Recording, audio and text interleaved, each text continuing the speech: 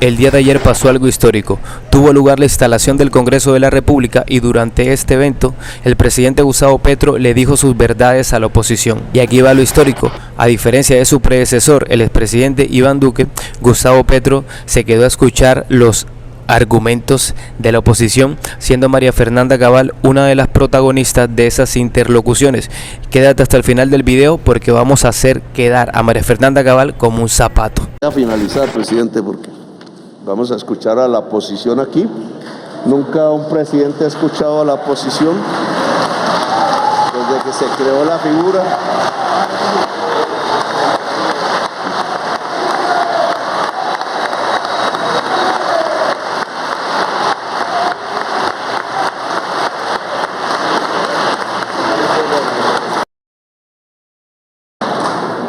Así. Olvidaba un dato sobre la selva amazónica, y es que logramos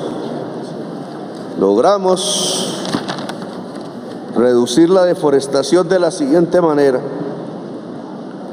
Se redujo toda la deforestación en Colombia, comparando el año 2022 con el 2021, en 29,1%. Y solo en la Amazonía se redujo en 36,4%.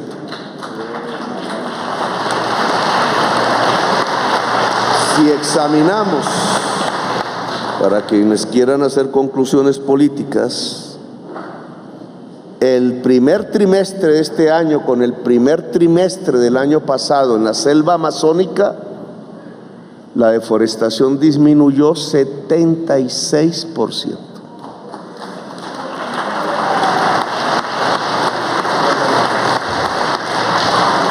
Bien, hay un debate alrededor de este tema del empleo, que obviamente es parte de la política social y de la justicia social, que más o menos en medios de comunicación casi todos transmiten una tesis que dicen científica y no lo es ideológica.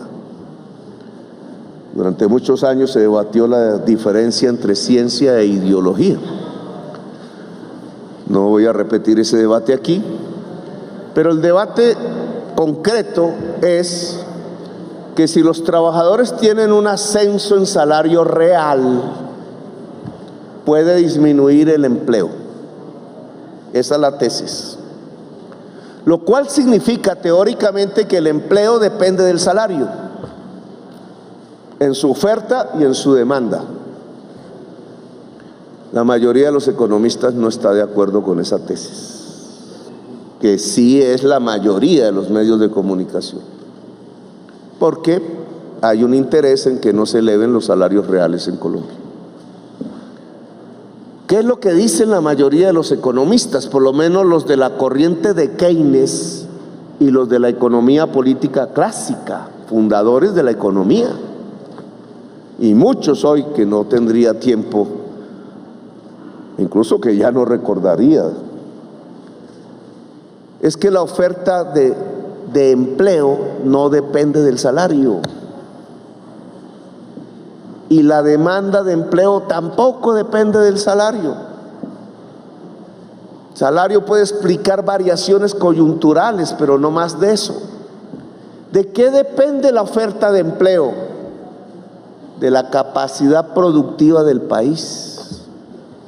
De eso. ¿Queremos aumentar el empleo? Todos creo que aquí dirían que sí. Pues si queremos aumentar el empleo, tenemos que aumentar la capacidad productiva del país. Acabé de hablar de un tema en el agro. Si se ofrece tierra, aumenta la capacidad productiva del país. Si se ofrece crédito, que está ligado a la tasa de interés, aumenta la capacidad productiva del país. Si se ofrece educación generalizada, aumenta la capacidad productiva del país. Estas son las variables que pueden permitir un incremento sustancial y permanente del empleo en Colombia. ¿Y de qué depende la demanda? De la tasa de nacimientos y de la inmigración.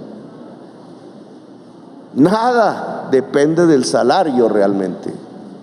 Cuando nos transforman el tema en que el salario es el que determina tanto la demanda como la oferta, es porque hay un interés ideológico y económico real. Y es que los trabajadores no puedan subir sus salarios reales, que es una premodernidad anacrónica. En medio de ese debate entonces se ha dicho que el gobierno no está proponiendo nada en términos de cómo aumentar el empleo. Equivocación. Nosotros estamos proponiendo cómo aumentar la capacidad productiva de Colombia. En el agro, con la reforma agraria, el incremento sustancial del crédito y, oigan, la baja de la tasa de interés del Banco Agrario a la más baja de Colombia, incluso por debajo de lo que ha propuesto el Banco de la República. ¿Y cómo se aumenta la capacidad productiva en el mundo urbano? En la economía popular, que es la que tiene la mayor cantidad de puestos de trabajo en Colombia, la mayoría de los cuales están por debajo del salario mínimo. Es la pobreza en el país. Tradicionalmente se ha dicho que esa economía popular, a la que le llaman informal, hay que perseguirla y acabarla. Que el desarrollo consiste en formalizar, es lo que se ha dicho. Nuestra propuesta es que hay que empoderar la economía popular, que es diferente. ¿Cómo se empodera la economía popular? Primero, privilegiando las mujeres, que son fundamentales en esa economía. Segundo, dotándola de instrumentos para producir, entre ellos el crédito popular. El sistema financiero colombiano no hace entrega de crédito popular hasta hace muy poco. Se concentra el crédito, se oligopoliza el crédito, y la economía popular no tiene sino que recurrir a fuentes de financiación ilegales y profundamente caras, como el gota a gota de la mafia. La política del gobierno, precisamente para aumentar la capacidad en este video, productiva de la economía Petro respondió popular, a las críticas que les hacen sobre la gestión en el empleo.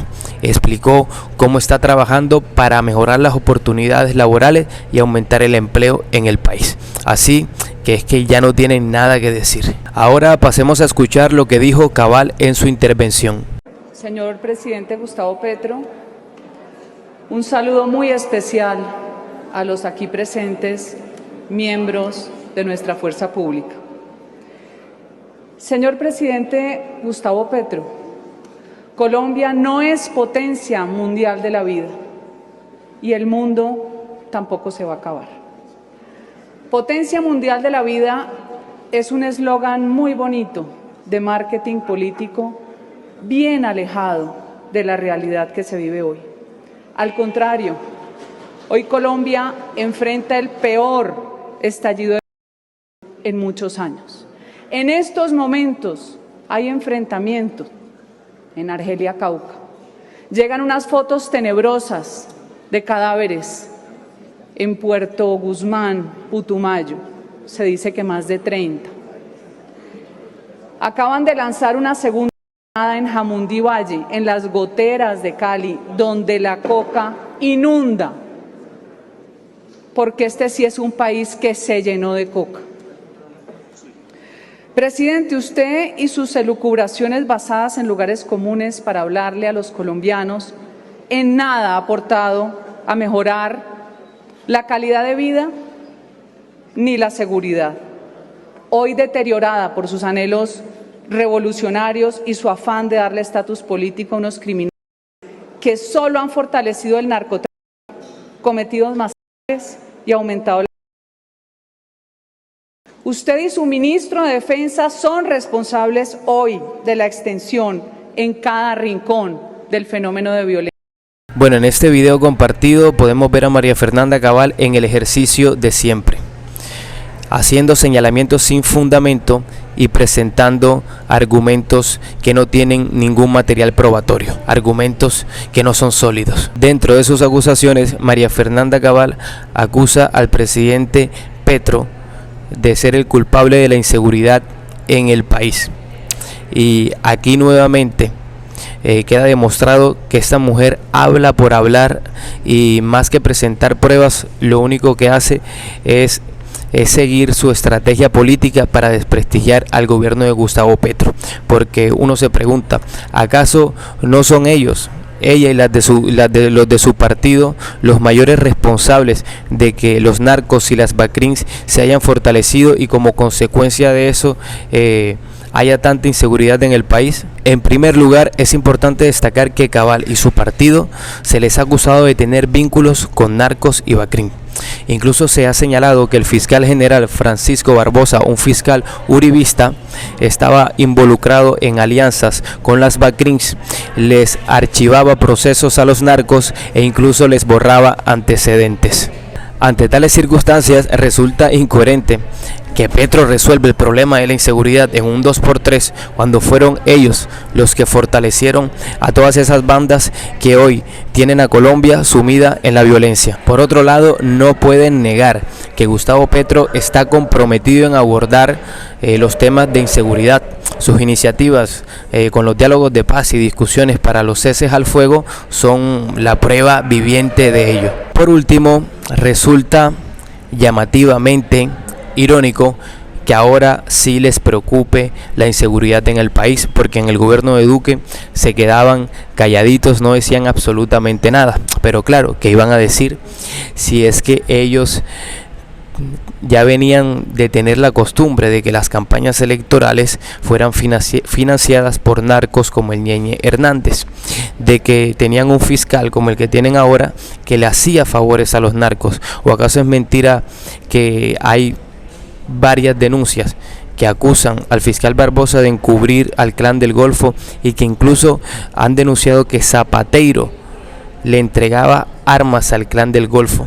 Y todo esto lo hacían para que los narcos no dijeran nada sobre el apoyo y la financiación en la campaña de Iván Duque. Entonces, ahora que no pretendan que se van a solucionar los problemas de inseguridad en el país en un 2x3, cuando son ellos los primeros responsables de lo que está sucediendo en Colombia en materia de seguridad.